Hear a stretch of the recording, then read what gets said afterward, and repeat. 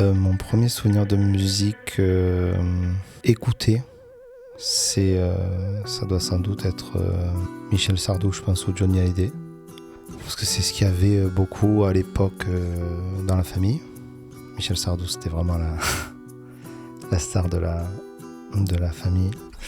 Donc oui, c'était Michel Sardou avec les grands-parents dans la voiture dans les Alpes en été. Et puis non, Johnny Hallyday aussi, parce que je crois qu'on avait des vinyles ou des cassettes. Et j'ai un souvenir assez fort de moments où je m'étais mis le casque et où... En fait, tu sais, c'est la première fois où, avec le casque, tu expérimentes l'isolement avec le reste du monde, avec la musique, tu vois. En l'occurrence, c'était un morceau qui s'appelle, attends, je m'en souviens, c'était La Peur, je crois, de Johnny Hallyday. Et c'était donc casque sur les oreilles avec le son à fond. Et le fait d'avoir ce truc où, en fait, j'étais là, mais j'étais plus là. Ça, je me rappelle très bien. En plus, je chantais, je criais parce que je n'entendais pas ce que je disais, tu vois. Et ça, c'est un souvenir très marquant. En tout cas, je pense que c'est vraiment un des premiers. En musique jouée aussi. En fait, quand j'ai commencé, quand j'ai voulu commencer à faire de la musique, j'avais pas du tout d'instruments à la maison. Et je m'étais un peu fabriqué mes propres instruments pour pratiquer la batterie. C'était devant le concert de Queen à Wembley en 86 que je me suis passé en boucle et j'ai appris à jouer de la batterie comme ça, en fait, en essayant de refaire ce que le batteur faisait. Et avec des coussins qui représentaient à peu près tous les tomes et la caisse claire et tout du setup de Roger Taylor et les cuillères en bois de la cuisine pour faire les baguettes, tu vois, ça c'était... Et puis il y avait un autre truc aussi que j'ai fait, je repense avec beaucoup de tendresse aujourd'hui, c'est que j'avais tendu un élastique autour d'une boîte de Quality Street, tu sais, c'est les bonbons, les chocolats là.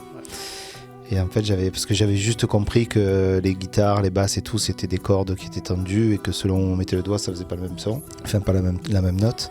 Et du coup, j'avais tendu comme ça un élastique autour d'une boîte de Quality Street et en fait, je faisais comme ça et ça faisait genre tung tung tung tung comme ça selon où tu mettais le doigt. Et rien que ça, voilà, ça faisait 2 notes, mais pour moi, c'était le début d'un truc, tu vois. Et en fait, quand je repense à ça, je te dis que je repense avec tendresse parce que je me dis... Il y a des moments où c'est un peu compliqué, des moments où tu trouves plus d'inspiration, des moments où tu te dis ouais en fait je suis un imposteur, pourquoi je fais, enfin tu vois, il faut que j'arrive à arrêter de faire de la musique et tout. Mais quand je repense à ça, je me dis qu'il faut absolument tu vois, continuer à travailler d'arrache-pied parce que c'est... Là aujourd'hui je suis entouré comme tu le vois de tous les instruments dont j'ai toujours rêvé, tu vois. Et je pense que le petit Mathieu de cette époque-là qui jouait avec l'élastique sur la boîte de Quality Street, il aurait été vraiment ravi d'être ici aujourd'hui, tu vois.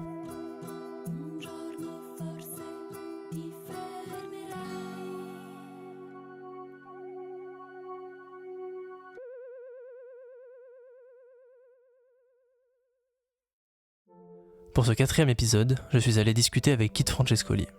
Compositeur, producteur et chanteur de la scène indie pop électronique française, il fait désormais partie des figures emblématiques de la scène marseillaise. Dans son parcours artistique, on retrouve le long de ses 4 albums des collaborations avec Julia Minkin, French 79, Nasser ou Yoni. Son dernier album Sunset Blue est sorti en 2024, explorant les rives de la Méditerranée et ses influences, avec la participation de musiciens comme Hakim Hamadouche. Nous aurons l'occasion de parler de son processus créatif, de l'évolution de sa musique, de la Méditerranée et des New Morricone. Ces épisodes sont structurés en 2 parties, la première, l'entretien, et dans un épisode distinct, le commentaire, que vous pouvez retrouver à la suite de cet épisode. Bonne écoute. Materials, épisode 4, Kit Francescoli.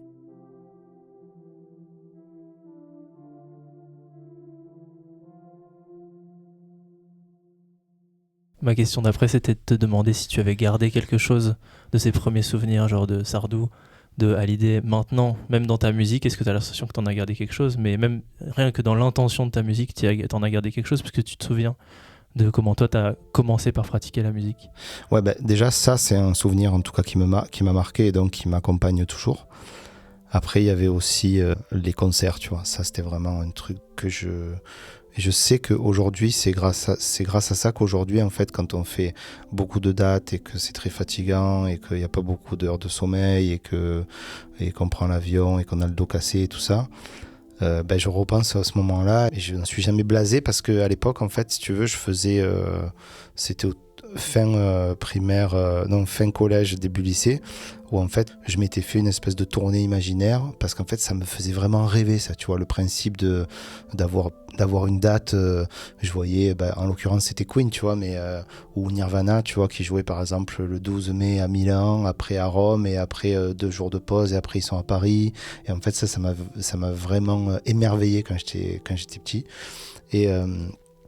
Et donc j'étais là, et tous les soirs je me faisais un concert dans une ville différente, avec la préparation pour le show, les backstage et tout. À chaque fois que je voyais des documentaires sur ces artistes-là, j'essayais de voir vraiment comment ça se passait dans les loges et tout ça, tu vois, ou en studio. Et ça m'accompagnera toujours, je pense, parce que il y a une espèce de truc en moi qui fait que vraiment, quand là par exemple on va encore annoncer des nouvelles dates, on va repartir aux États-Unis, au Mexique au mois de juin. Et rien que de voir mon nom avec la liste des salles et des villes et des dates, et de savoir qu'on va y aller, de savoir qu'on va arriver à l'aéroport et qu'il y a quelqu'un qui va venir nous chercher, qui va nous amener dans les loges pour faire les balances, après on va avoir une pause pour aller manger, pour jouer et tout. Rien que ça ça continue à me remplir de joie. Donc en fait, les rituels que tu avais observés chez les autres, finalement tu les as transposés pour toi. Et du coup, je veux prolonger cette question-là. Est-ce que dans ta musique, quand tu composes, tu as des rituels comme ça ? Est-ce que c'est très ritualisé ou est-ce que c'est beaucoup plus changeant ? Ça, c'est une bonne question, mais à laquelle j'ai toujours pas la réponse, parce que dans la composition, en fait, j'ai l'impression qu'au plus ça avance, au moins je sais comment faire. C'est-à-dire que quand j'ai commencé à faire de la musique, je fantasmais tellement sur tous ces instruments, les micros, le studio, tout ça, que j'avais pas, parce que j'étais dans ma chambre, tu vois. Qu'en fait, dès que j'ai eu, par exemple, le premier instrument que j'ai acheté, c'est celui-là, le Korg MS-10. Et ça, par exemple, quand je l'ai acheté, j'ai fait presque un album entier avec, tu vois. C'est-à-dire qu'il y avait des instruments, quand je les achetais, je faisais un morceau tout de suite avec, sans me poser de questions. Pour moi, c'était une évidence, tu vois. Et j'avais vraiment l'impression qu'entre, je sais pas, pour faire premier album, j'avais dû m'enfermer un été, 15 jours, 3 semaines, et il y avait 10 titres qui étaient sortis, tu vois. Et là, c'est plus du tout le cas aujourd'hui, parce que les rituels, justement, ils sont... je pense que le rituel que j'ai aujourd'hui, c'est plus une routine qu'un rituel, qui est de, en fait, venir tous les jours au studio, parce que et essayer le plus possible d'emmagasiner des pistes, des idées, des lignes de base, des mélodies de chant, des thèmes et tout ça, pour qu'après, à un moment, tu sais pas comment, il y a une chanson qui ressort de ça, mais... je te dis, j'ai l'impression qu'au plus ça avance, au moins je sais par quel chemin passer pour y arriver, quoi. Donc en fait, au début de ta carrière, c'était l'excitation qui produisait ces rituels-là. Maintenant, ça s'est banalisé et du coup, tu appelles ça plus une routine.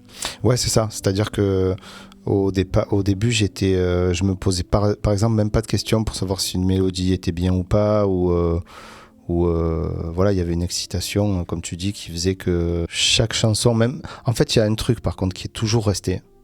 Je sais pas si on peut appeler ça un rituel, mais même si, tu sais, on parle souvent de l'inspiration que peut amener l'amour, la vie, les expériences, les voyages, les souvenirs d'enfance, tout ça, tu vois. Ça, c'est des trucs qui sont vraiment ancrés en nous, je pense.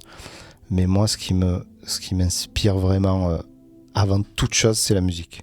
Tu vois, c'est-à-dire que j'entends un morceau de Ratatat, j'entends un morceau de LCD Sound System, et d'un coup je me dis, ah ouais, j'aime trop cet arpeggio, ce son de basse il est super, je vais essayer de retrouver le même.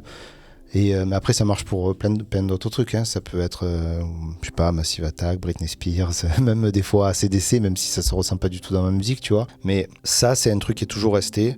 Et à l'époque, l'excitation était d'autant plus grande qu'il y avait l'horizon musical, il était tellement vaste, tellement large. Tu vois, par exemple, la première fois que j'ai entendu Ennio Morricone, j'avais l'impression que j'aurais pu faire une carrière entière avec un seul morceau, tu vois. Et là, forcément, ça se rétrécit en avançant, parce que déjà, c'est pas qu'on a tout écouté, hein, au contraire, c'est que avec tout ce qui sort aujourd'hui, tu vois, il y a tellement de trucs à écouter mais c'est plus que l'excitation, elle s'amenuise peut-être un peu, tu vois. Et alors elle se sectorise, elle définit des trucs... Ouais, des styles qui sont particuliers, ou alors... et il y a aussi un truc aussi qui est clairement lié à l'adolescence, tu vois. C'est l'âge... tu vois, par exemple, il y a pas longtemps, on est allé jouer à Londres. On a joué pour une soirée privée, donc il y avait un peu le gratin, tu vois. Et je suis tombé nez à nez avec Noel Gallagher d'Oasis. Et en fait, ça m'a fait un truc où j'ai compris après pourquoi, parce que je me suis dit, mais attends, il y a quand même Oasis, j'étais vraiment fan hardcore, tu vois, mais il y a quand même plein d'autres artistes que j'ai adorés au fil des années, tu vois. Mais sauf que, par exemple, Kurt Cobain et Nirvana, j'étais un tout petit peu trop jeune. Les Strokes, j'étais un tout petit peu trop vieux. Mais Oasis, si tu veux, je les ai pris au moment où il fallait que je les prenne pour être, matrixé, tu vois. C'était pendant l'adolescence, quoi. Et quand il y a un groupe qui est aussi excitant, qui sort au moment où tu as entre 15 et 20 ans, forcément, tu vois, tu pètes un câble, en fait, tu vois. Et donc, c'est là que j'ai compris. Et c'est pareil pour la musique, tu vois. C'est-à-dire que pour moi, la pop anglaise, ça restera avant tout Oasis. Même si aujourd'hui, par exemple, parce que je me faisais la réflexion avec un pote avec qui on écoute de la musique ensemble depuis toujours, là, de la même génération que moi et tout. Et on avait découvert ensemble les débuts de la French Touch avec Air. Avant, il y avait eu Massive Attack et DJ Shadow, tu vois, le trip-hop, les trucs un peu comme ça et tout. Ça vraiment, ça nous a fait, tu vois. Et aujourd'hui, il y a des trucs, par exemple, comme si tu étais fan d'Oasis à l'époque, aujourd'hui, il y a ces Fontaine's DC. Je sais que les gens qui sont fans de pop anglaise, ils adorent ça. Mais moi, ça me touche beaucoup moins. Et je sais que si j'avais entre 15 ou 20 ans aujourd'hui, forcément, Fontaine's DC, ça serait des héros, tu vois. Mais, et donc, c'est pareil donc, pour tout le reste de la musique. C'est-à-dire qu'il pourrait y avoir des dizaines et des dizaines de nouvelles musiques de films. Morricone, ça restera toujours mon préféré, je pense, tu vois. C'est une espèce de culture comme ça qui fait qu'au fur et à mesure, le rituel se transforme en routine, comme tu dis. Ma première question, je pense, quand j'ai commencé à préparer l'entretien, c'est pas tant que j'ai pas d'idée là-dessus, c'est plutôt que moi je me demande si ça correspond à ce que j'en perçois. Donc je te la pose. Qu'est-ce que tu recherches à travers ta musique ? Je sais pas si je recherche quelque chose. Est-ce que ta musique, elle est présente pour exprimer des émotions, pour raconter une histoire ? En fait, j'ai pas de velléité de conteur ou où je veux pas faire ressentir des émotions aux gens où je veux pas faire passer un message. Ça part pas d'un truc je sais pas, c'est comme si c'était la musique, c'est comme si c'était quelque chose qui était en moi depuis toujours et que je fais ça pas machinalement, parce que c'est l'inverse de quelque chose de machinal, tu vois, et c'est pas même si je parlais de routine tout à l'heure, tu vois. Ce que je recherche à la limite, on pourrait dire, c'est c'est la recherche constante du plaisir que j'ai à faire de la musique, à faire des concerts, à enregistrer, à composer, à chercher des paroles, à produire, à mixer, à tout ça. En fait, c'est à trouver des mélodies surtout. Je pense que c'est ce que je préfère faire. C'est une recherche. Mais en plus, j'ai l'impression qu'il sera jamais fini. Tu vois, moi, je me dis pas à un moment, je vais arrêter de faire de la musique. Tu vois, c'est même si je fais le meilleur album possible, celui qui marchera le mieux et tout ça. Je pense que quand t'as ça en toi, en fait, tu continues à en faire jusqu'au bout, tu vois. Mais il n'y a pas vraiment de recherche de... Après, le fait est que des gens et moi-même ressentent des émotions en écoutant, en faisant cette musique. C'est tant mieux, hein, c'est tant mieux pour moi. Mais en tout cas, ça part pas d'une envie précise. Voilà. Au départ, je me dis pas je vais faire cette chanson pour que les gens, quand ils écoutent, ils se sentent comme s'ils étaient en train de regarder un coucher de soleil, par exemple, tu vois. Même si en l'occurrence, c'est ce qu'on me dit souvent sur ma musique, mais c'est pas du tout ce à quoi je pense quand je suis en train de le faire, quoi. T'as l'impression que si t'ajoutais un but à ta musique, ça lui ajouterait une date de limite ? Genre, c'est-à-dire que à un moment donné, t'aurais atteint ce but. Ouais, atteindre le but, ouais, voilà, exactement. Okay. Si tu dis que, en fait, avec ta musique, tu vas faire passer un message et que le message est passé, ben voilà, c'est... Non, c'est plus un rapport viscéral, tu vois. Oui, parce que t'aimes vraiment trop ça, quoi. Ouais, voilà, je me vois pas... En plus, tu sais, souvent, on te dit qu'est-ce que tu aurais fait si tu n'étais pas musicienne, tu vois. Et ça, c'est une question qui me fait un peu peur parce que, en fait, pour moi, ça a toujours été une évidence, en fait, tu vois. Même quand je faisais 2 concerts par an et que je gagnais 200 €, tu vois. Mais c'était que j'en vivais pas du tout et que tout ça. Mais pour moi, c'était la voie était tracée, quoi. Mais comment c'est devenu un horizon pour toi ? T'étais entouré de gens qui avaient de la musique dans leur vie ? Non, j'étais pas forcément entouré de musique à la maison. Mais en fait, non, c'est moi qui suis allé chercher ça, hein, tu vois. Et au départ, j'ai fait quand j'ai fini la fac, alors que je faisais sciences, j'ai voulu faire des études pour faire ingénieur du son, pour me rapprocher encore de la musique. À l'époque, c'était l'IUT ou une maîtrise image et son qui était à Aubagne, et c'était surtout du cinéma. Mais moi, je voulais utiliser le studio pour pour enregistrer des groupes, tu vois. Donc, je l'ai vraiment cherché tout seul, quoi. Et et après c'est devenu au départ 2 concerts, après 5 concerts, après 10 concerts, et après j'ai fait plus que ça, quoi. Moi, une autre question qui est assez importante, c'est parce que tu parlais que tu écoutais beaucoup de musique pour t'inspirer, en fait. C'est quoi les matières qui t'inspirent? De quelle matière tu te sers pour créer la tienne et créer ta musique? Est-ce que je dis ça en pensant un peu particulièrement au cinéma, et je voulais savoir plus particulièrement ton rapport au cinéma et ça. Est-ce que déjà c'est le cas, et comment est-ce que tu t'en inspires? Est-ce que tu en consommes puis d'un coup ça revient? Enfin, comment est-ce que ça se passe? En fait, il y a tellement de cas différents, je pourrais presque te citer une façon différente par morceau, hein, tu vois, puisqu'il n'y a jamais vraiment la même étincelle d'inspiration, tu vois. Mais en fait, le cinéma, la littérature, ou même la vie, les voyages et tout, ça peut être des inspirations. Des fois, ça peut être un dialogue dans un film qui peut être à l'origine d'un couplet, qui peut être à l'origine d'une chanson entière.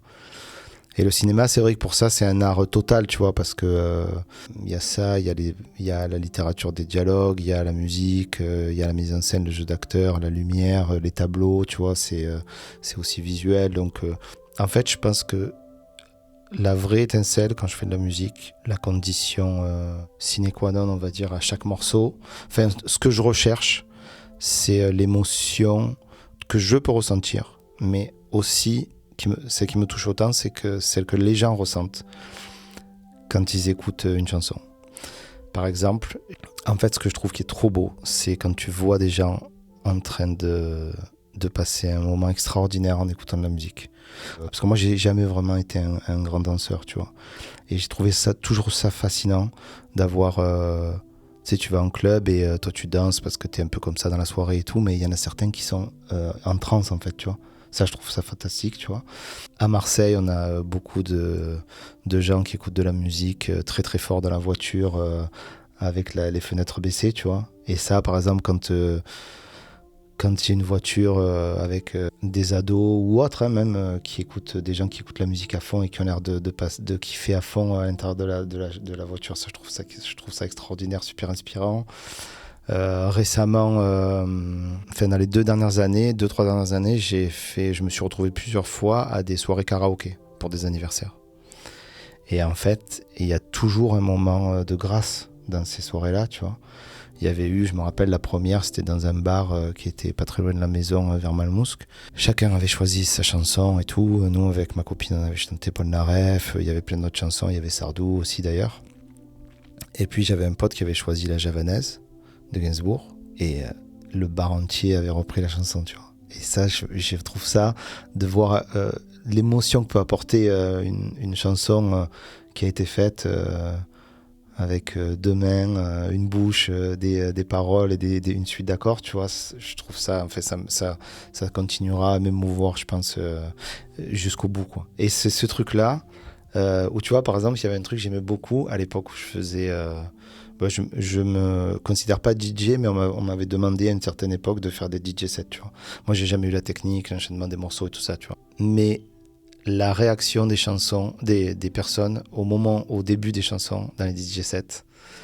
Et ça, je trouve pareil que c'est un truc fantastique, tu vois. C'est-à-dire que quand t'envoies la chanson préférée d'une personne qui d'un coup est peut-être introvertie ou quoi, et qui d'un coup, comme il adore cette chanson, il va passer devant tout le monde pour venir au milieu de la piste et complètement s'oublier. Ben, ça, c'est pareil, c'est un truc qui me touche... c'est cette magie-là de la musique, en fait, que je trouve qui est vraiment le truc à poursuivre quand on en fait, quoi. Parce que j'avais entendu que tu avais fait des DJ sets et que c'était ça qui t'avait amené même plus à la partie plus électro suite à tes 2 premiers albums. Ouais. Et justement, moi, c'était ma question. Qu'est-ce que la danse avait amené à ta musique ?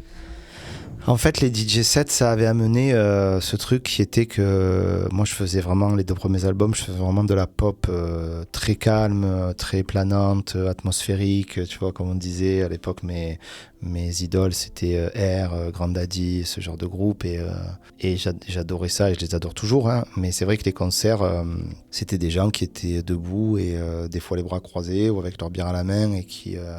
dans le meilleur des cas, fermer les yeux, quoi, tu vois.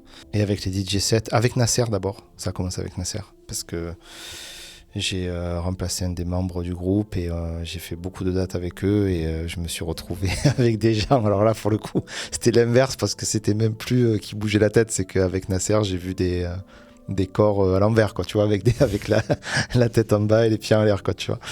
Et donc ça a commencé à me faire comprendre à quel point c'était... c'est juste le plaisir que j'y ai pris, hein, tu vois. Je me suis dit, mais c'est tellement extraordinaire de voir des gens qui sautent dans tous les sens et qui dansent et tout ça. Et donc après, j'ai commencé à faire des DJ sets. Et voilà, de voir les gens danser depuis la scène, c'est un truc que je m'en lasse toujours pas. De voir, tu vois, sur la tournée, là, on a eu toujours les gens qui dansent, les yeux fermés, en se prenant dans les bras, qui s'embrassent, qui passent un bon moment et de manière expressive, tu vois. Ça a complètement façonné un virage, enfin, à ma musique, ça lui a donné une autre direction. Et je pense que, enfin, comme je suis aussi attaché à un côté qu'à l'autre, tu vois, vraiment le côté, c'est vraiment un équilibre que j'essaie toujours de trouver entre le côté dansant, mais le côté aussi mélancolique, le côté électro, mais le côté aussi acoustique, tu vois, donc c'est... et je me sens très bien à cet endroit-là. Bon, tu réponds à toutes mes questions en avance. Non, mais j'allais... Quand j'ai tout réécouté chronologiquement. Ah ouais. Oui. Et je me suis posé une question parce que je t'ai entendu parler de la Méditerranée l'autre fois. Ouais. Et moi, c'est un thème que j'aime beaucoup. Je trouve ça très inspirant de parler de ce truc-là. Et j'ai l'impression que si on regarde un peu ton évolution de carrière, c'est que mon interprétation, hein, je veux pas dire de bêtises, mais j'ai l'impression que tu as construit petit à petit ta propre Méditerranée. Parce que tu sais, sur le premier album, tu as été très. Justement, ce premier truc avec des instruments traditionnels. Puis ensuite, tu as un peu l'inverse avec les 2 albums avec Julia, Ouais. où c'était très plus New York, Amérique, et ça racontait vraiment autre chose. Ouais. Et j'ai l'impression qu'après, tu as trouvé une troisième rive qui est une sorte d'entre-deux de ces 2 trucs et dans lequel et c'est pour ça qu'Amore et Bello, je l'ai trouvé vraiment entre les deux parce qu'il y a le côté hyper dansant, mais en même temps les mélodies avec les instruments traditionnels. Et du coup, qu'on peut aussi relier aussi quand tu disais que tes 2 idoles c'était Gainsbourg et Morricone.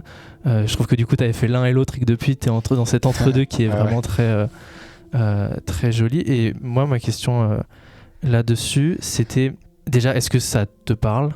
Est-ce que c'est quelque chose qui te semble juste ? Ah oui, c'est complètement vérifié, hein. Tout ce que tu dis, c'est...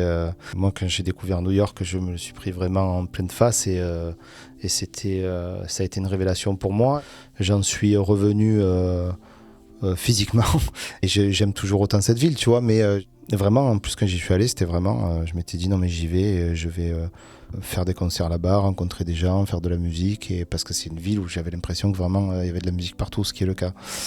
Là, c'est pareil, tu vois, et je pense qu'au fur et à mesure, ce que tu disais, c'est que maintenant c'est la somme un peu de tout ça, quoi. Mais ça, je pense que c'est la suite logique quand tu avances dans ta vie et dans tes albums. En plus, ce qui est bien, je trouve que quand tu fais des albums, c'est que les morceaux, c'est des trucs, les chansons, c'est des trucs qui peuvent faire entre 1, 2, 3 ou jusqu'à 7 ou 10 minutes, tu vois. Et donc, tu explores un peu des pistes comme ça, et des fois tu vas dans un endroit, et des fois ça te plaît, tu continues à y aller, mais des fois ça te plaît pas, donc tu reviens. Et tout ce que tu ressors, forcément, c'est la somme un peu de tout ça, quoi. Tu vois, par exemple, sur Amore et Bello, ce que j'ai fait, c'est que je m'étais dit, j'avais fait pas mal de morceaux avec des subs, avec beaucoup de synthé et tout, et je me suis dit, là, je vais vraiment jouer, tu vois, guitare, basse, sans essayer de dire... ce qu'il faut éviter quand on fait les albums, souvent, quand on fait un morceau, surtout, c'est d'essayer de tout mettre, tu vois. Pendant longtemps, moi, c'est pour ça que je passe beaucoup de temps pour faire les albums, parce que à chaque fois que je fais un morceau, Je veux que ce soit dansant, mais en même temps un peu planant, que ce soit électro, mais en même temps un peu acoustique, et que ce soit... Après, c'est de tout faire, musique de film, instrumentale, mais en même temps que ce soit une chanson, tu vois.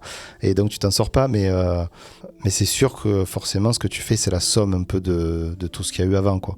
Et New York en fait partie, l'Italie pour les 2 premiers albums aussi, et la Méditerranée sur le dernier, parce que moi, ce qui m'avait marqué, pour revenir à ce sujet-là, c'est que j'étais quand la tournée précédente, on avait fait vraiment beaucoup de dates, et notamment en tour de la Méditerranée. On était allé en Égypte, on avait fait la Grèce, bon après l'Italie, l'Espagne et tout ça. Après j'étais allé pour la première fois de ma vie en Algérie aussi, et j'avais vraiment cette sensation que c'était une espèce de pays inversé, quoi, tu vois, comme un négatif là, tu vois, sur les photos. Et parce que quand on est arrivé en Grèce, j'avais l'impression d'être à la maison, tu vois. Après, pas d'être à Marseille, mais d'être vraiment dans la façon dont les gens parlaient, mangeaient, se déplaçaient, fumaient, tu vois. J'ai l'impression qu'il y avait que j'étais plus proche de ces personnes-là qu'en allant à Lyon, Bordeaux ou même au Paris, tu vois. Et donc c'était pour ça que la Méditerranée, c'était le socle de cet album-là, quoi.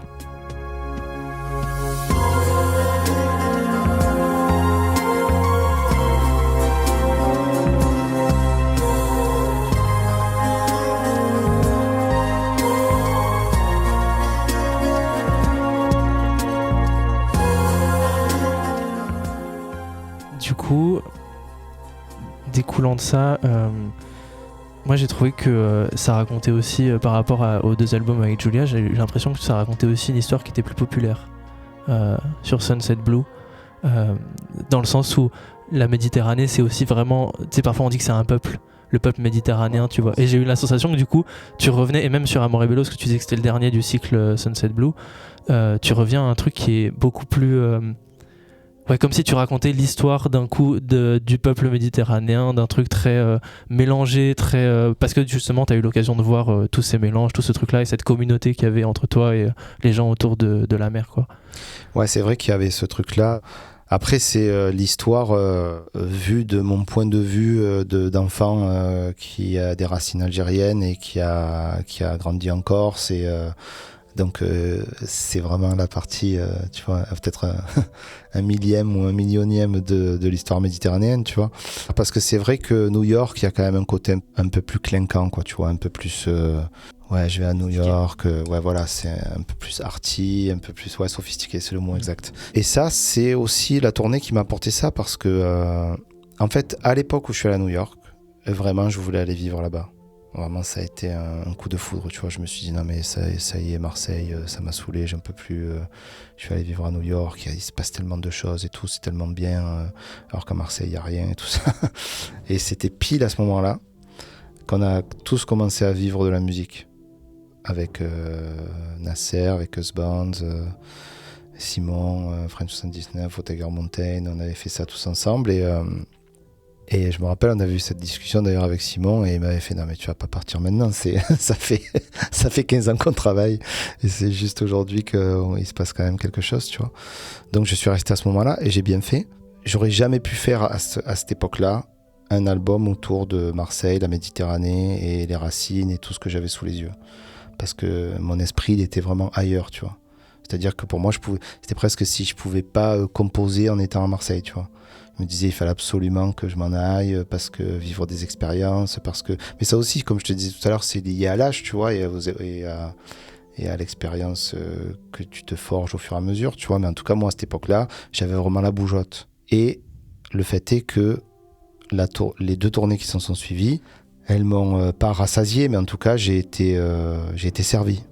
On est allé vraiment dans beaucoup, beaucoup d'endroits. Moi qui avais vraiment cette soif de découverte, qui est toujours pas apaisée, hein, parce que je suis toujours aussi content de partir jouer, mais c'est là que j'ai compris que j'étais vraiment trop bien à Marseille, tu vois, et que ça pouvait être une source d'inspiration, comme New York l'avait été, ou comme même les voyages l'étaient avant. Parce que sur le tout premier album, il y a un morceau qui s'appelle Villa Borghese, c'est un parc à Rome, tu vois. Et ça, c'est pas pour rien que j'ai fait ça, parce qu'en fait, j'étais à Marseille, on est allé passer un week-end avec ma copine à Rome, on est allé à la Villa Borghese et je fais un morceau sur la Villa Borghese. Mais j'aurais jamais fait un morceau sur le Parc Borelli. Alors que tu vois, ça aurait pu être la chose inverse, en fait. Hein, tu vois, si j'avais été italien, si j'étais venu à Marseille. Et ça, en fait, ça a été... au fur et à mesure, l'équilibre s'est inversé. Maintenant, je suis ravi de découvrir le monde à travers la tournée ou en voyage quand je peux le faire et quand j'ai la chance de pouvoir le faire. Mais la vie, la douce vie à Marseille au bord de mer, elle est tout aussi magnifique. Il y avait un truc qui m'avait... un événement, c'est peut-être à ce moment-là qu'il y a eu le switch qui s'est opéré, mais bon, c'était pas du jour au lendemain. Mais il y avait MGMT qui était venu jouer à Marseille pour un festival, je crois, vers le Mucem. Et je me rappelle vraiment ces mecs. Après, au moment où ils étaient venus, c'était un peu moins le cas parce que c'était surtout les 2 premiers albums que j'avais aimés. Mais ça restait quand même des cadors, en fait, pour moi.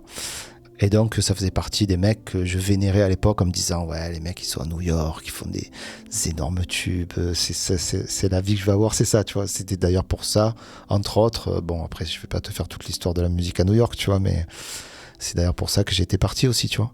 Pour m'inspirer de la même chose qu'eux, entre autres. Et en fait, donc je voulais être à leur place. Et j'avais croisé un des 2 mecs de MGMT au Vallon des Offs. Et je lui avais dit, mais qu'est-ce que tu fais là, quoi, tu vois? Et il m'avait dit, mais regarde, genre, c'est le plus bel endroit du monde ici, en fait, tu vois. Lui, il avait des étoiles dans les yeux, alors que c'était chez moi, tu vois. Et moi, je me disais, au contraire, j'avais des étoiles dans les yeux quand moi, je pensais à l'endroit d'où il venait. Et ouais, c'est peut-être à partir de là que le switch s'est opéré, que d'un coup, je me suis dit que l'herbe n'était pas plus verte ailleurs. Du coup, dans ta composition, tu as eu plus d'usage d'instruments traditionnels et en tout cas, ça a plus fait partie de ta recherche aussi? Ouais, parce que ça, il y a un truc aussi que j'ai compris avec le temps, c'est que, en fait, si tu veux, le truc de l'instrument traditionnel, de la mandole, de la mandoline, du mandolute, joué par Hakim Amadou sur le dernier album. Alors ça, j'y reviendrai après parce que c'est vraiment l'instrument méditerranéen par excellence. Mais en fait, c'est un son qui est là depuis le premier album, depuis même le premier morceau, qui était Vincent Onator. Et en fait, je me rappelle que quand j'avais joué ça, pour moi, c'était je sais pas, ça coulait, c'était une évidence, tu vois. Et puis après, avec le temps, avec la découverte, donc New York, etc. et tout, et surtout la découverte de tellement de styles de musique différents, notamment le hip-hop, tu vois, que j'ai beaucoup écouté à une époque, que j'écoute toujours, hein, mais il y avait un moment où j'écoutais et c'est resté privé, mais j'ai essayé de chanter, de vraiment de m'imprégner des paroles, de la façon. Et pareil, j'étais allé vivre dans un coin Bedford-Stuyvesant à New York où j'avais rencontré des rappeurs et tout ça. Et en fait, je m'étais rendu compte au bout d'un moment que malheureusement, après il y en a qui le font sans doute très bien, il y a des musiciens de génie, hein, tu vois. Mais on ne peut pas tout être, tu vois. On ne peut pas tout faire. Même si on peut adorer le rock ou le hip-hop du plus profond de son âme, on n'est pas forcément... voilà. Moi, c'est un truc que j'ai en moi en tant que fan, mais que je n'ai pas en tant que musicien. Je le sais maintenant, tu vois. Et ça, en fait, c'est un truc que j'ai pas... j'ai essayé, mais et après, je suis revenu à ce truc un peu plus traditionnel, comme tu dis, donc de la mandoline et de la guitare acoustique et tout, parce que ça, quand j'ai ça dans mes mains, en l'occurrence le mélotron qui est juste là ou la guitare acoustique, c'est vraiment, je sens que c'est en moi, tu vois. Ou comme le disait Nicolas Godin de R, quand on a les Moog, le MS-10, les instruments qui étaient utilisés à l'époque par les mecs qui faisaient les bandes originales des dessins animés qu'on écoutait, tu vois. Ou François de Roubaix, par exemple. Mais parce que je pense que ça fait vraiment partie d'une culture et de quelque chose qu'on a en nous, qui est dans notre ADN. Et donc, les instruments traditionnels, ouais, j'ai appris à les accepter, à me dire que c'était bien parce que c'était la logique même et que c'était en moi et il fallait pas non plus jouer contre nature, même si c'est bien aussi de vouloir essayer d'explorer toutes les pistes, tu vois, mais quand la piste à toi, ta façon d'être, elle est, de composer, elle est là devant toi depuis toujours, il faut embrace it, comme diraient les Américains. Mais du coup, parce que je voyais vraiment un lien entre Vincent Inator et Nopalitos, notamment. Je voyais vraiment le prolongement. Et même, je remarque que tu utilises beaucoup des mélodies assez aiguës. Sur celui avec Julia, c'était très américain dans le sens où tu utilisais vraiment le Moog dans les aigus, un peu comme Dr. Dre ou des trucs comme ça et tout. Et j'ai l'impression que tu le réutilises maintenant, mais d'une manière où j'entends vraiment un écho, par exemple, des mélodies de Ennio Morricone. Quand j'ai réécouté pour préparer l'entretien plein de morceaux d'Ennio Morricone en faisant le AB avec tes morceaux, je voyais vraiment un prolongement. Et je me suis dit, mais en fait, on sent vraiment l'héritage qui est venu comme ça. Et ma question, c'était comment est-ce que... Parce que même quand tu as choisi ton nom, tu as choisi un nom qui te place pas sous le patronage, tu vois ce que je veux dire, mais sous le patronage de Enzo Francescoli, donc, qui est l'attaquant de l'OM. Mais est-ce que aussi... est-ce que tu ressens un prolongement avec Morricone ? Quel lien tu as avec lui ? Est-ce que tu en as un déjà, peut-être ? En fait, j'en ai un de fan inconditionnel, tu vois, mais même en plus, j'ai toujours pas exploré toute sa discographie parce qu'il a fait, je crois, plus de 500 musiques de films, tu vois, donc c'est comme si je m'en gardais un peu de côté, quoi, tu vois. Mais en fait, le truc que tu dis par rapport à Vincent Inator et à Nopalitos, justement, c'est là où j'ai compris ce que je te disais juste avant, le moment où tu réalises que tu as une signature, tu vois, et qu'il faut pas non plus en abuser, c'est-à-dire pas se répéter, mais en même temps la garder un peu comme l'assumer, tu vois. Et en fait, je me rappelle très bien quand j'ai fait Nopalitos, quand tu me dis que c'est le son de Vincent Inator, parce que c'est effectivement le même son. C'est pas la même note, mais c'est le même son, du Mélotron. Et donc du preset mandoline du Mélotron, exactement. Et en fait, quand je l'ai fait, je me suis dit, sur Nopalitos, je me suis dit, non, mais tu vas pas encore mettre ce son là, tu vois. Ça va, ça, tu l'as mis depuis ton premier album, il y est, c'est bon, tu peux passer à autre chose. Mais je l'ai quand même laissé, et au bout d'un moment, je me suis dit, mais en fait, non, c'est ton truc, quoi, c'est comme ça, tu vois, il faut le laisser parce que il faut l'assumer parce que c'est bien comme ça, parce que la mélodie, elle te vient facilement quand tu joues avec ça, alors que si tu essaies de le faire avec un autre instrument, ça viendrait moins facilement, tu vois. Mais ça vient complètement de Ennio Morricone et des mélodies de la musique un peu traditionnelle méditerranéenne en accord mineur.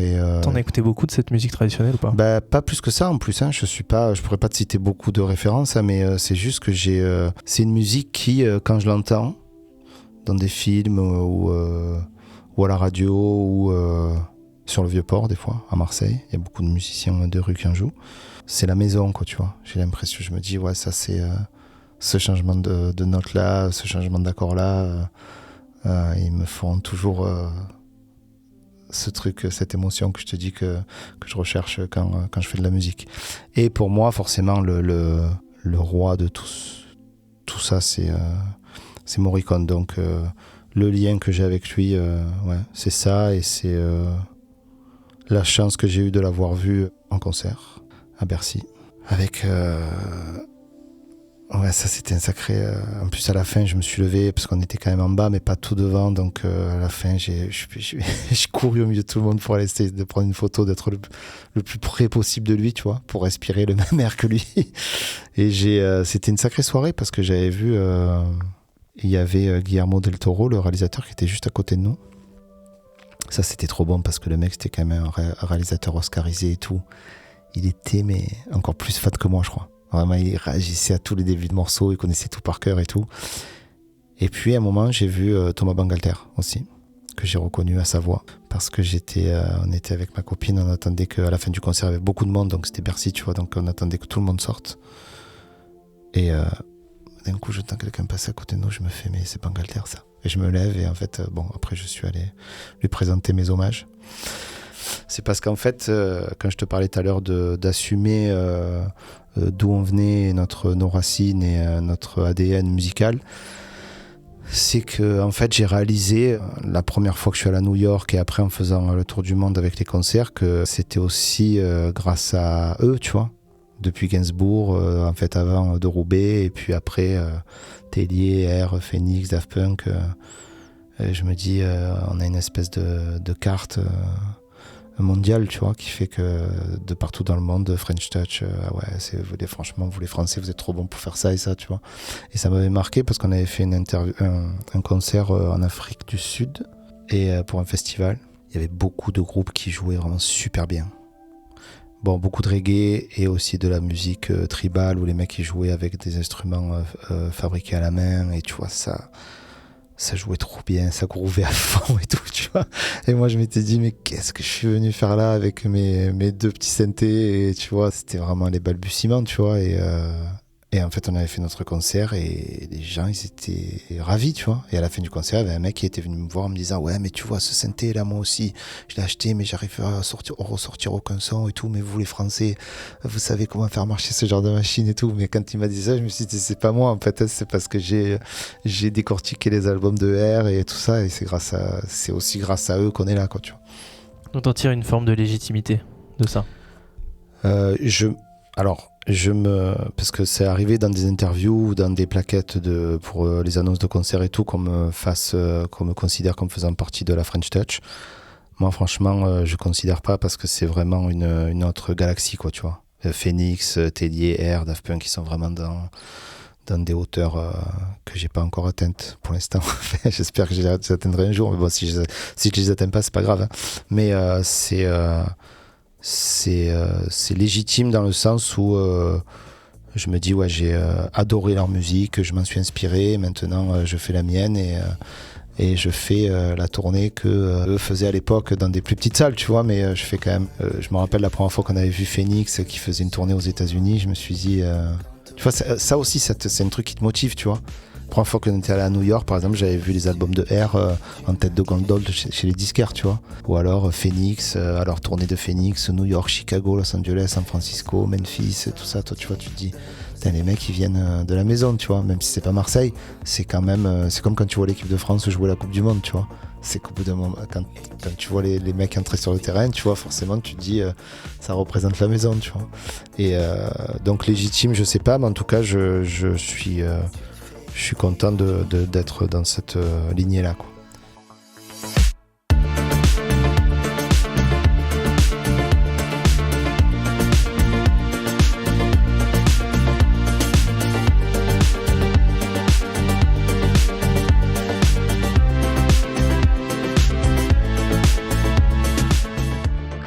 Ok. J'aimerais parler d'autre chose. J'aimerais parler plus du chant. Systématiquement sur tes morceaux il y a quand même plein de langues différentes. Déjà je voulais savoir pourquoi est-ce que tu avais fait ce choix-là d'avoir plusieurs langages et de jamais fixer dans l'un. Déjà c'est lié à l'inspiration, tu vois, je me dis à la sonorité, c'est-à-dire que je me dis par exemple pour Amore Bello, je me suis dit ce morceau il est bien, la mélodie j'en étais content et tout, au début c'était que des nanana, tu vois, mais je m'étais dit il faut aussi les chanter, il faut que ce soit chanté en italien. Parce que vraiment, je l'avais senti comme ça, parce que je me disais, il y a une vibe dedans, une suite d'accords, un flow et tout, qui me faisait penser à l'Italie, quoi, tu vois. Enfin, surtout à la langue italienne. Et puis après, c'est les rencontres, hein, tu vois.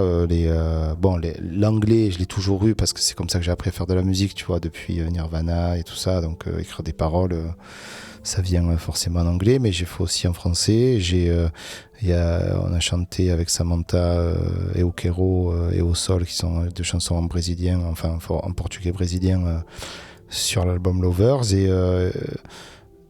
Et en plus, moi, ça pour moi, c'est un truc qui excite ma créativité, tu vois. C'est-à-dire que je me dis, je rencontre Samantha, on se dit on va faire une musique ensemble, elle me dit qu'elle parle portugais, enfin qu'elle parle brésilien couramment, je me dis vas-y on fait un morceau en brésilien. En fait tu vois c'est une espèce d'évidence parce que je me dis qu'en plus ça ouvre un nouveau champ. Ouais, ça élargit le spectre, tu vois, je me dis je suis trop fier je suis très content de me dire voilà, je me retourne et je vois tous les albums et je me dis dedans il y aura eu du portugais, de l'italien, du français, de tout ça, tu vois. Et quand t'écris, donc finalement il y a quand même un mélange qui s'ajoute. Et quand t'écris, tu écris vraiment pour les sonorités, ou est-ce que plus que ça, tu recherches vraiment à dire un truc parfois, enfin... Alors, ça parle, l'écriture pure de mots, elle part avant tout des sonorités. Mais les sonorités, elles amènent toujours un sens qui amène l'inspiration. C'est-à-dire que tu peux dire « Now it's okay » par exemple. Tu te dis, voilà, ça sonne super bien parce que c'est « Now it's okay », ça va super bien dans la mélodie que tu avais trouvée, tu vois. Mais si tu dis « Now it's okay », tu te dis qu'en fait, ça veut dire que c'est ok maintenant, ça veut dire que ça l'était pas avant, ça veut dire qu'il y a quelque chose qui s'est passé, ça veut dire que ça va mieux, ça veut dire que tu t'es réconcilié, ou alors qu'aujourd'hui on est bien, et voilà, les mauvais temps, un mauvais moment vient de passer, et tout ira pour le mieux, tu vois. Donc ça raconte déjà un truc, tu vois. Il y a des points comme ça quand tu enregistres un peu des prises témoins ou du yaourt, comme on dit, où en fait tu sais que même si c'est du yaourt, ça va rester comme ça. Tu vois, dans le yaourt, j'essaie quand même toujours d'écrire des paroles, moi, même si c'est complètement faux, ou alors ça veut absolument rien dire, c'est-à-dire d'une phrase à l'autre, tu vois. Tu peux raconter un truc sur une phrase et un autre truc sur une autre, mais en fait, l'important, c'est qu'il y ait des points comme ça d'accroche mélodique et rythmique. Et après, ça c'est un truc, je me dis, si je maîtrisais un peu plus la langue, en fait je pense déjà si j'étais anglophone, peut-être que je ferais pas ça, et que je ferais ce qui fait que les grands auteurs de chansons, ils écrivent. Bon, après ils écrivent aussi en fonction du rythme et de la mélodie, mais des fois tu sais il y a des phrases qui sont un peu plus longues, qui rentrent pas dans les cases, et du coup ça fait une autre mélodie. Et ça, c'est un truc que j'ai pas. J'ai essayé plusieurs fois, mais ce qui me vient en premier, ça reste quand même la mélodie. Ok, et tu cherches une forme de poétique dans ton texte ? La poésie, je trouve qu'elle vient quand même un peu avec les mots. Moi, je peux pas m'auto-proclamer poète, quoi. Tu vois, c'est trop, la poésie, c'est trop, quoi. C'est comme la French touch, comme on disait tout à l'heure. Mais des fois, elles viennent toutes seules. Ça peut arriver qu'il y ait une association de mots qui sont... sans avoir à l'expliquer, parce que je sais qu'il ne faut pas expliquer la poésie, mais qui fait que tu peux te retrouver sans vraiment l'avoir voulu, ou en le cherchant aussi, mais faire quelque chose d'un peu poétique. Il y a une phrase, par exemple, qui m'a marqué récemment, c'est un truc des Doors, parce que j'ai découvert sur le très tard le film. Je crois que c'est le titre d'une chanson qui est « The river is right ». Et ça, en fait... ça, c'est pour moi, c'est la morale de la poésie, tu vois. C'est-à-dire, tu peux pas faire plus, tu vois, en 2 mots, enfin 3, quoi, tu vois, 4. Mais tu peux pas faire plus. Et des fois, tu te retrouves avec ce genre d'accident, tu vois. Après, Jim Morrison, c'était un génie, donc lui, c'était pas un accident, tu vois. En tout cas, moi, quand ça arrive, c'est plutôt une association c'est de la chance, quoi. Quand on écoute tes morceaux, on peut avoir cette sensation que tu accordes beaucoup d'attention à ce côté poétique. Plus largement, même si on dézoome juste de tes paroles, à ce que l'ensemble ait une forme de poétique, même plutôt cinématique, qui fasse voir des images, qui fasse voir des scènes, des trucs. Ça fait partie aussi. Ah oui, poétique au sens large alors. Oui. Même si on est large. Ouais, d'accord. Ah oui, alors ça, oui, complètement. C'est une recherche. Ça, je pense que c'est même avec l'étincelle dont on parlait tout à l'heure, c'est même le but principal, quoi. Il faut qu'il y ait ce truc-là de chant visuel ou d'image ou donc poétique ou pas, mais qui arrive à l'esprit quand on écoute la musique, tu vois. Ok. Et toi, quand tu composes, t'attends que quand tu écoutes le morceau, tu vois une image qui va te parler. Ouais, ou une émotion, ou un souvenir, ou quelque chose qui soit souvent cinématographique, c'est vrai, tu vois, mais en tout cas, qui est ce truc-là, je sais pas si c'est vraiment une image ou des images, mais tu vois, par exemple, pour moi, le truc qui fait la musique telle que je l'aime, c'est le moment où tu mets tes écouteurs, tu fais play, et d'un coup, tout ce qu'il y a autour de toi, ça change, en fait. Toi, t'as l'impression que, je sais pas, tu peux être à une terrasse de café, regarder les gens sur une place, tu vois, ça peut être juste des gens sur une place, tu vois, et après d'un coup tu mets une musique, et t'as l'impression qu'il y a tout qui raconte une histoire, en fait, tu vois. Et ça, c'est vraiment le Saint Graal. Je sais pas si j'y suis arrivé à chaque fois, mais en tout cas, c'est ce que je recherche à chaque fois. Ouais. Ok. Et plus précisément, sur quand même une grande majorité de tes morceaux, j'imagine, enfin j'ai l'impression en tout cas, il y a une deuxième personne qui chante avec toi. Et c'est dans l'immense majorité, sauf avec Bambi H2O, il me semble que c'est à chaque fois des femmes. Pourquoi est-ce que tu as besoin d'une deuxième présence sur le morceau ? Est-ce que c'est parce que pour toi une chanson c'est un dialogue ? Ou est-ce que c'est une question purement de sonorité ? Alors ça peut être complètement les deux. Enfin, je réalise en écoutant ta question que ça peut être les deux parce que au départ, pour moi, c'était une question de sonorité et d'influence aussi et de référence parce que bon, il y avait forcément la référence absolue, c'est Gainsbourg avec Jane Birkin et Bardot et tout ça, mais en fait, je pense que ce qui m'a encore plus marqué, c'était Lee Hazelwood et Nancy Sinatra, l'album qu'ils avaient fait ensemble. Et en fait, ce que j'ai adoré à l'époque où j'ai commencé à faire de la musique, même sur le premier album, c'est qu'en fait, j'avais un truc avec le refrain, tu vois. La recherche du refrain. Pour moi, c'était une espèce de quête impossible. Tu vois, je me disais, je sais pas comment ils font, Kurt Cobain, Freddie Mercury, pour trouver des refrains, tu vois. Et le fait que je chante le couplet, par exemple, et qu'il y ait une autre partie, exactement comme dans Amore Bello, qui soit chantée par une autre personne, en l'occurrence une femme, ça amène une espèce de nouvelle émotion dans le morceau qui a presque l'effet du refrain, tu vois, et qui permet de sortir du schéma couplet, pré-refrain et refrain, c'est l'envolée, quoi, tu vois. Et ça, c'est un outil dont je me suis beaucoup servi, en fait, cette façon de composer là. Et puis, il y avait aussi la sonorité, le côté peut-être un peu plus grave, un peu moins chanté que je peux avoir quand j'enregistre, et avec d'un coup quelque chose de très mélodique, tu vois, c'est... je sais pas, c'est d'un coup, ça me fait, si tu veux, ça fait un peu comme quand je te disais tout à l'heure qu'à chaque fois que j'avais un nouvel instrument, au tout début, j'étais inspiré. Ben, avec la voix féminine, ça me fait pareil, mais ça continue à me le faire aujourd'hui, quoi. C'est-à-dire que dès que il y a un passage dans un morceau où je trouve pas le truc qui va venir débloquer la situation ou qui va créer une émotion, ben souvent c'est la voix féminine qui l'apporte. Mais c'est un mélange des deux, en tout cas, de sonorité et de... Est-ce que pour toi ça permet aussi de restituer une scène, si on reprend l'angle un peu plus cinéma, est-ce que ça permet aussi de restituer plusieurs personnages, ou est-ce que ça fait moins partie de la recherche ? Aussi, complètement. Mais après, comme tu disais, c'est le dialogue aussi. C'est qu'en fait, quand tu écris une chanson d'amour et que tu parles à la première personne sur le couplet, c'est bien si sur la deuxième partie, c'est la personne concernée qui répond, tu vois. Tu trouves que ça manquerait si tu exprimais que ton point de vue ? Bah en fait, et pourtant j'adore, hein, j'écoute beaucoup la plupart des chansons que j'écoute, c'est des chansons avec la même personne qui chante le couplet et le refrain, tu vois, comme beaucoup de chansons en fait, tu vois.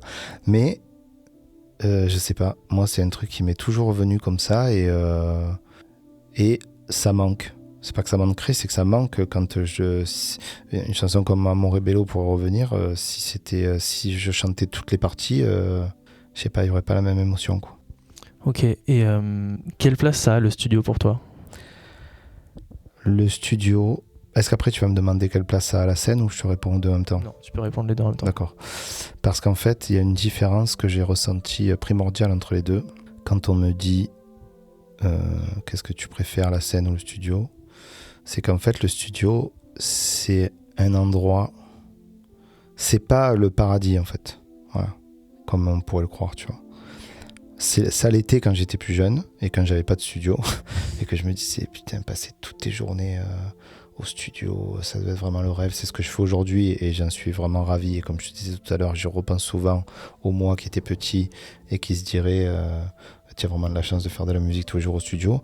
Mais c'est un lieu tel que tu le vois autour de toi dans lequel j'ai vécu beaucoup de moments de médiocrité, tu vois, où vraiment tu composes, tu t'acharnes et en fait tu trouves rien pendant toute une journée, le lendemain pareil, des fois presque une semaine sans qu'il y ait rien qui vienne, tu vois.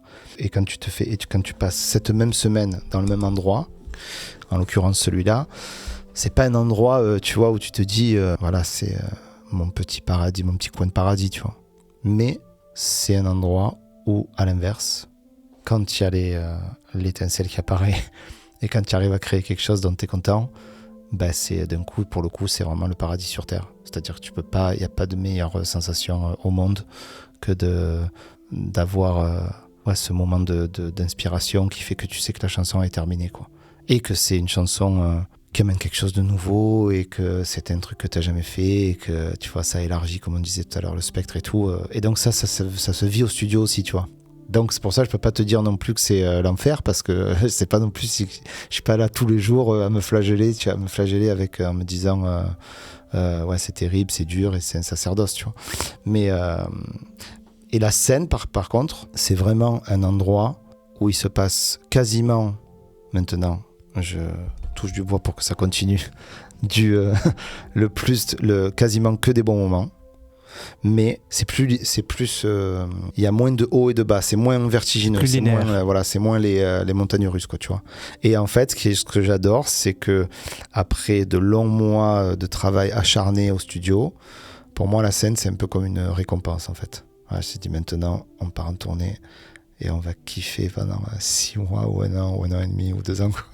C'est un équilibre entre les deux. Voilà. Et sur ta composition purement, est-ce que tu penses ta musique d'abord en termes d'harmonie, en termes de mélodie, en termes de texture ? En fait, le premier truc auquel je pense, sans aucune hésitation, c'est la mélodie. C'est-à-dire que j'écoute avec grand plaisir des disques de sorciers du son qui font que des fois tu écoutes le morceau presque plus pour le son que pour le reste, tu vois, en te disant je suis le mec avec ses textures, il m'a transporté dans un univers parallèle, tu vois. Mais moi, c'est sûr que tout ça vient... Alors, l'harmonie, c'est quelque chose que j'ai découvert au fur et à mesure. Et qui est maintenant une espèce de... Parce qu'en fait, j'ai mis le doigt dedans et maintenant, c'est un terrain, j'ai l'impression, encore plus vaste que tout le reste. Parce qu'en fait, avant, si tu veux, j'avais ma suite d'accords. Je passais beaucoup de temps à trouver les mélodies qu'elle allait dessus. Et après, pour moi, une fois que j'avais fait ça, c'était terminé, tu vois. Et puis au fil des albums, j'ai découvert que tu pouvais avoir une mélodie qui était bien et en fait tu pouvais refaire la suite d'accords en dessous. Et après ça pouvait peut-être changer ou pas la mélodie. C'est pour ça que je te parle de routine, c'est que ça amène tellement de possibilités que c'est important d'avoir une routine et quelque chose de très très segmenté et très très organisé, parce que les sessions à l'intérieur de l'ordinateur, tu vois, ça part dans tous les sens, quoi. Parce que j'ai à peu près tous les albums en version avec des mélodies et des harmonies inversées, quoi, tu vois. Donc il faut être très très méticuleux pour arriver à faire le clair dans tout ça. Pourtant, tu as toujours eu des velléités harmoniques, même quand on écoute ton premier album, il y avait un truc très évolutif quand même. Ouais, mais c'était après, alors peut-être que j'avais ça sans vraiment le vouloir, quoi, tu vois. Mais je sais qu'à cette époque-là, j'étais vraiment aussi obsédé par la suite d'accords, tu vois. Et je me disais, il fallait faire absolument une suite d'accords différente à chaque morceau. Et que, par exemple, la suite d'accords toute bête, sol, mi mineur, ou do, la mineur, ou fa, ré mineur, tu vois. Ça, c'est un truc que je m'étais dit, je l'avais fait sur mon premier album et je m'étais dit, je le referai plus jamais, parce que voilà, quoi, tu vois. Mais sauf qu'après, avec le temps, tu réalises que tu peux l'arranger différemment et l'harmoniser et mettre une mélodie dessus qui change du tout au tout, quoi. Mais peut-être que ça y était, mais en tout cas j'en avais pas conscience. Mais c'est aussi pour ça, pour en revenir à la toute première question, que à l'époque je mettais beaucoup moins de temps à faire des morceaux, parce que je faisais des trucs sans en avoir vraiment conscience, quoi, tu vois. Des fois des suites d'accords ou des changements, ou de savoir à quel moment tu changes d'accord et tout ça, ou des rythmiques différentes et tout, alors que maintenant je sais que je commence à faire une chanson et que j'ai un champ, le champ des possibles devant moi en termes d'outils et d'harmonisation et tout, et ça me fait perdre du temps, mais en même temps ça me fait aller à l'essentiel du truc, quoi. T'as l'impression que tu t'es déconnecté un peu de ton instinct par rapport au début ? Un peu, enfin l'instinct il est toujours là pour savoir quand une chanson est finie, quoi, tu vois. Je me dis pas que en fait si je fais ça aussi, c'est que c'est pas vraiment une perte de temps, c'est qu'en fait j'explore toutes les possibilités, tu vois, alors qu'avant j'étais voilà, j'allais straight to the point. Voilà, et j'y allais, et pour moi quand c'était terminé, je passais à autre chose, tu vois. Et ça, aujourd'hui, ça m'est arrivé de me dire, bon ben tu vas refaire comme avant et tout, tu vas te dire, bon ben voilà, ce matin tu commences une chanson, à la fin de la semaine elle est terminée, et je fais ça, mais après je laisse reposer, et après 2 semaines après j'écoute et je me dis, mais cette chanson n'est pas terminée, donc on va s'y remettre. Parce que c'est ça l'important, il faut quand même se dire, pas juste dire qu'elle est terminée parce qu'elle est terminée, tu vois. Et là où je garde, en tout cas, c'est sûr, un truc instinctif, c'est que je sais quand elle est finie ou pas, quoi. Et quand tu as une mélodie, ça te vient, c'est quelque chose que tu chantonnes ou est-ce que c'est quelque chose que tu trouves sur un clavier Les deux, ouais, vraiment, ça dépend. Ça peut être sifflé, chantonné, ça peut être joué sur un clavier, ça peut être faire partie d'une chanson, mais après mise dans une autre, et du coup, il y a certaines notes de la mélodie qui changent. Il n'y a pas de règles, mais en tout cas, il n'y a pas non plus je passe pas... C'est pas que je passe pas beaucoup de temps, c'est qu'en fait, c'est normalement, quand la mélodie, elle est bien, elle est là, je mets pas beaucoup de temps à la... J'en suis assez sûr assez vite, quoi. Il y a plein de trucs que je m'étais noté mais auxquels tu as répondu en fait au fur et à mesure. T'es sûr ? Non, mais des trucs que tu avais répondu au fur et à mesure. Plein de trucs sur le fait de raconter une histoire. Moi j'avais vachement l'impression que tu racontais une histoire. Mais du coup en fait comme tu m'as dit que c'était pas forcément ça que tu recherchais, finalement du coup il y a plein de trucs. Non, mais en fait le truc avec les histoires c'est pas forcément raconter une histoire avec des paroles, tu vois. C'est pas tout le temps... bon, ça peut l'être, hein, tu vois, mais... ça peut être exposer une situation, expliquer ce qui se passe et le dénouement, tu vois. Mais pour moi, il y a un truc avec le fait de raconter une histoire, c'est ça peut être dans la construction de la chanson, tu vois. Et c'est pour ça que ça, c'est un truc que je fais très souvent. Et des fois, même, je me force à pas le faire. D'où, par exemple, sur le dernier album, le début de Sweet and Sour, tu vois. Je me suis dit, bon, là, on arrête avec les intros. Il faut que le morceau, il parte tout de suite, tu vois. Parce que j'ai très souvent tendance à faire, l'intro, présentation des personnages, des fois c'est juste instrumental, tu vois, mais et après développement de la première partie, après climax, après ça se pose, et après ça repart, et après le dénouement, tu vois, mais juste en musique, tu vois. Et ça c'est vraiment un truc, une façon de narrative qui est un peu comme une espèce de tic, de réflexe, mais c'est vrai que j'ai souvent tendance...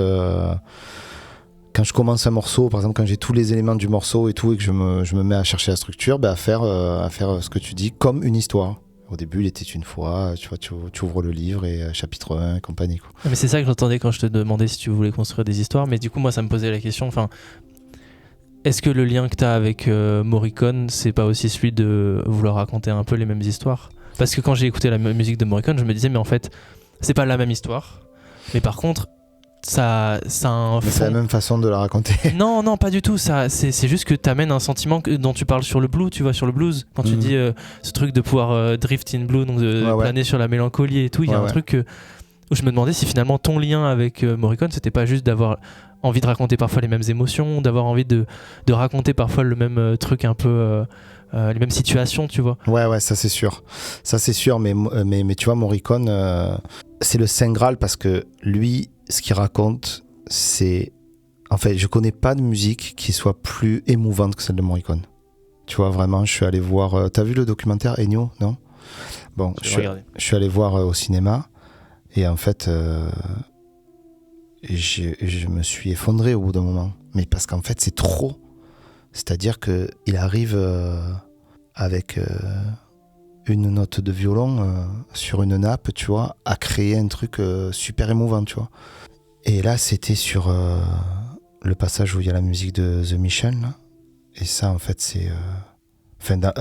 arrivé à ce moment-là, dans le documentaire, en ayant vu après tous les acteurs, tous les réalisateurs, De Palma, Sergio Leone, De Niro, Clint Eastwood, enfin, tu vois, il y avait tellement d'images, tellement de choses fortes, tu vois, que j'étais submergé, tu vois.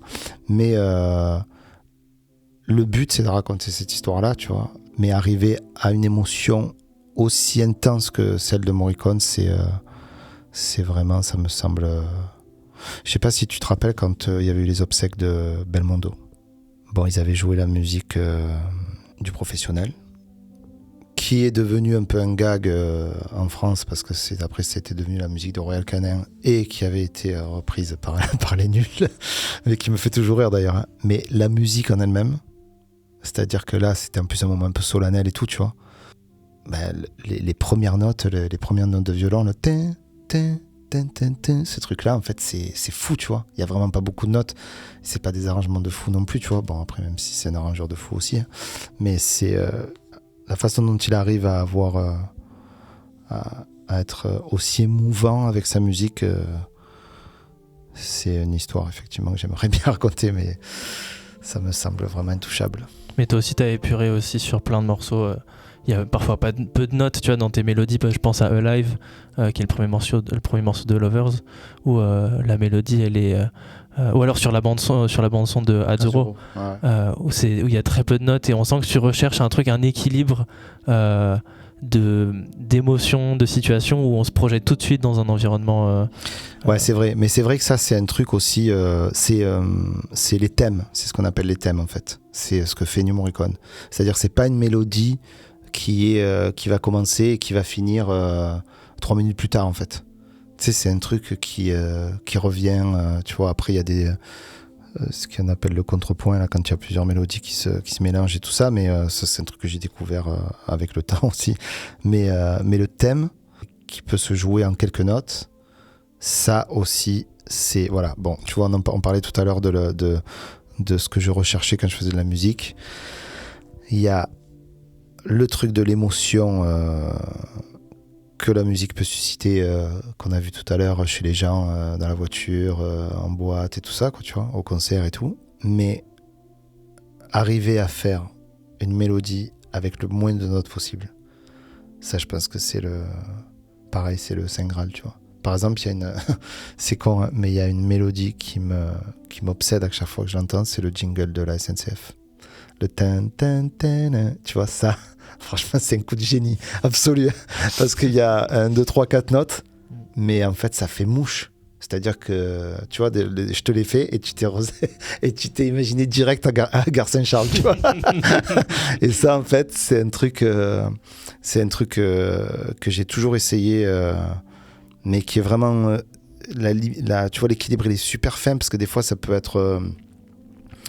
soit un peu ridicule ou soit tu vois trop simpliste, soit tu vois, mais les thèmes comme ça, les mélodies avec pas beaucoup de notes, ouais, c'est un truc que j'ai toujours fait, je ferai toujours, je pense. Mais en fait, du coup, plus que des histoires, tu cherches des thèmes qui amènent à des situations, parce que c'est pareil, si on allume un synthé et que je te joue les 4 premières notes de Jump, t'es au stade. Ouais, pareil, exactement. Et en fait, du coup, mais est-ce que du coup la frontière, elle se situe pas plutôt là? Ce que tu disais, c'est que en fait, la recherche de raconter une histoire, elle a une fin. Par contre, la recherche de raconter de trouver un thème, là, pour le coup, c'est ce que tu racontais sur ta musique et sur le fait que tu peux toujours chercher un thème toujours. qui... Ouais, il y en aura toujours. Ouais. Après, peut-être que tu peux tomber sur le thème de la SNCF et de te dire, bon, c'est bon, j'arrête de chercher des thèmes et c'est bon, j'ai trouvé le bon, quoi, tu vois.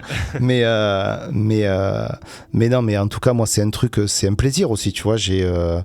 Je sais que quand je rajoute des thèmes dans mes morceaux, c'est un plaisir sans fin, quoi. Même si j'ai l'impression d'en avoir trouvé plein qui m'ont contenté depuis le début, ben, je continue à en chercher parce que c'est, comme on se disait tout à l'heure, avec le son de la mandoline, tu vois. C'est un truc... je te dis pas que je suis un puissant fond, mais que en tout cas, personnellement, c'est quelque chose que je prends toujours du plaisir à faire et à rechercher. En tout cas, c'est une recherche, comme tu disais, infinie. Ouais, c'est aussi une recherche un peu traditionnelle, qui est un truc qui... on va toujours dans les thèmes de ceux qui ont fait avant. Enfin, il y a un truc où on est inspiré et les thèmes ils se recoupent les uns entre les autres et tout, et du coup ça crée un univers, quoi. Ok. Bah, j'ai l'impression d'avoir trouvé le bon truc là. Non, j'ai l'impression qu'on a quand même fait tu vois, ça fait 1h20, je crois. Ouais. Enfin, je crois qu'on est vraiment ça va mal. C'est bon, ouais. Ah, super. Merci beaucoup. Bah, merci à toi. Merci.